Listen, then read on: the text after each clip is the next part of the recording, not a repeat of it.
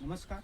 આજે આપણે વેલજીભાઈને ત્યાં ફાર્મ પર આવેલા હતા કે જેઓ લીંબોડીનો ક્રશ છે, આ ઉપરાંત જે મિક્સ ખોળ કહી તો એ વસ્તુ બનાવે છે. મિક્સ ખોળમાં વાત કરીએ તો એરંડાની ભૂકી છે, લીમડાનો ક્રશ છે, ત્યારબાદ હાડકાનો પાવડર છે, રાયડાનો પાવડર છે, વર્મી કમ્પોસ્ટ છે અને આ ઉપરાંત ટ્રાઇકોડર્મા એના બેક્ટેરિયા જે છે એ બનાવેલો છે.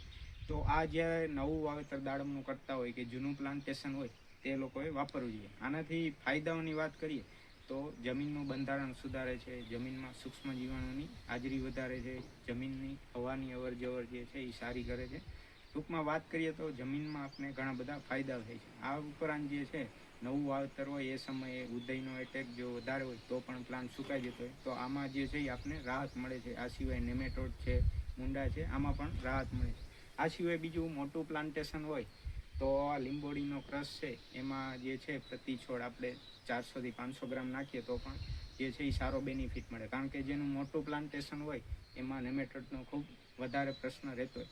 તો આ જે જમીનમાં પડી હોય તો જમીનમાં ધીમે ધીમે કાર્ય કરે છે. આ સિવાય જમીનનું જે છે લીંબોડીનો ખોળ છે એ પણ જમીનનું બંધારણ સુધારે છે અને જમીનમાં સૂક્ષ્મ જીવાણુની હાજરી જે છે એ વધારે છે. એનાથી આપણે જે છે એ નેમેટોડમાં ખૂબ મોટી રાહત થાય છે. તો આ વેલજીભાઈ છે આપણે કહેશે કે શું આનાથી બીજા કંઈ તમે વાપરવું હોય ખેડૂત હોય તો એનાથી ફાયદા કેવા થાય છે, શું અને શું ધ્યાન રાખવું જોઈએ આ ખોળને એ વાપરતી વખતે? વાપરતી વખતે છે ને નાના નાના પ્લાન હોય એમાં છે ને માટીની હારે મિક્સ કરીને વાપરવું જોઈએ. ડાયરેક્ટ તમે વાપરો તો કદાચ પ્લાનને નુકસાન કરે, મૂળિયા બળી જાય. અચ્છા. અને આ સિવાય મોટા પ્લાનમાં ગમે તે નાખો તો હાલે. અચ્છા વાંધો.